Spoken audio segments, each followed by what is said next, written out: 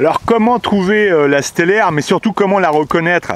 Enfin la trouver, elle est un peu de partout, mais la reconnaître, voilà. Voilà de la stellaire. Regardez, elle pousse tout le temps comme ça en touffe. Voilà. Vous voyez ce tapis vert là, c'est de la stellaire. Voilà. Et en plus, ce qui est bien avec la stellaire, c'est qu'elle nous indique que le sol est sain. Là, ça ne veut pas dire que le sol est riche et que l'on peut y faire pousser n'importe quoi, mais non, c'est qu'il est sain, c'est qu'il est dépourvu de substances nocives comme les pesticides ou je ne sais trop quoi. Là, ça nous indique un sol sain. Elle aime les sols sains. On va la regarder de plus près. Là, c'est une plante bien grasse. Elle fait des petites fleurs. Alors, il y a plusieurs stellaires. Il y a la stellaire bleue, la stellaire rouge. Alors, ces deux plantes-là, la bleue et la rouge, vous ne la consommez pas. Elle est seulement belle visuellement.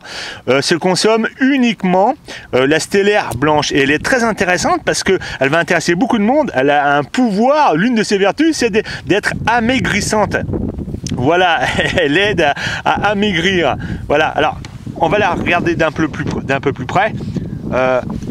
Alors, à la tombée de la nuit, cette petite fleur là se referme et se réouvre au soleil. Alors pas immédiatement, elle se réouvre pas au premier rayon du soleil, elle est un peu feignante, il lui faut du temps.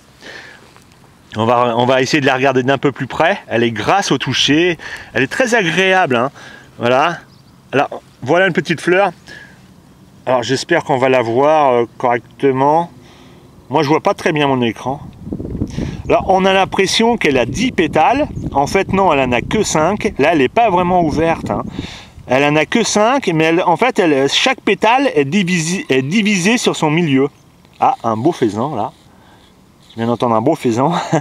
Donc, chaque pétale est divisé sur son milieu, ce qui nous donne l'impression qu'il y a 10 pétales. Non, il y en a que 5 en fait, voilà. Donc seule la stellaire à fleurs blanches se consomme. Bourrée de vertus, très agréable au toucher, rempli de sels minéraux, voilà. Donc je vous donnerai tout ça en détail quand je serai rentré chez moi, parce qu'on finit par plus savoir quelle vitamine, quelle vertu a telle ou telle plante, voilà. Donc n'hésitez pas, c'est une plante consommable, voilà, comestible, pardon. Il faut vraiment bien la laver quand vous rentrez chez vous. Vous la mangez crue.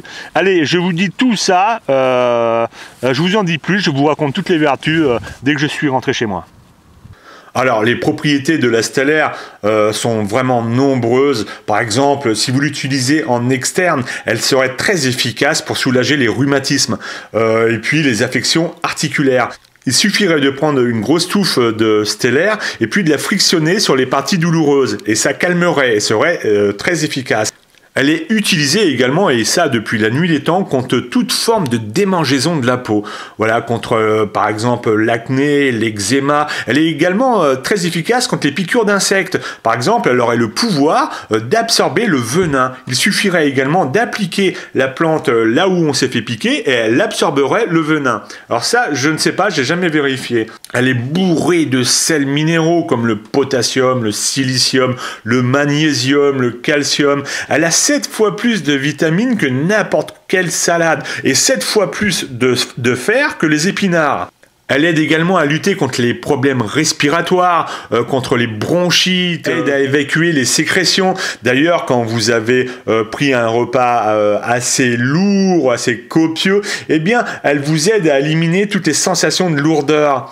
Pour ceux qui auront des problèmes de constipation, c'est un miracle cette plante. Elle traite également les colites, vous savez, l'inflammation du gros intestin. Elle agit contre l'anémie et les hémorroïdes.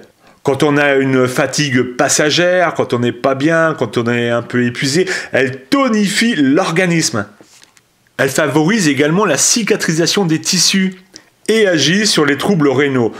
Allez, je vais m'arrêter là. Vous voyez, les bienfaits de cette plante n'en finissent pas. Allez vous renseigner par vous-même sur Internet ou dans les bouquins. C'est une plante assez miraculeuse. On la trouve de partout au printemps. Alors faites attention, encore une fois, consommez uniquement la stellaire avec les petites fleurs blanches et pas les autres. Voilà, la bleue, la rouge, vous évitez.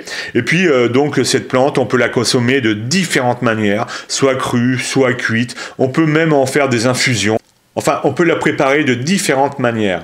Alors, comme j'en ai pris l'habitude, juste avant de terminer, je tiens quand même à vous avertir de certains dangers. De ramasser des plantes, même comestibles, peut s'avérer dangereux pour votre santé à cause d'animaux qui propagent des maladies par leurs excréments. Ces maladies peuvent être très graves. Donc, si cela vous intéresse, je vous invite à cliquer sur ce lien pour en savoir un peu plus. Mais voilà, il ne faut pas être non plus parano. C'est à vous de faire très attention, de vous intéresser donc à ces problèmes-là, en cherchant également par vous-même quels peuvent être ces dangers. Donc, en cliquant sur ce lien, vous en apprendrez un peu plus, mais faites également vos recherches par vous-même. Voilà, donc je vous donne rendez-vous, si vous le voulez, pour une autre plante, voilà, dans une autre vidéo. Et je vous dis à bientôt.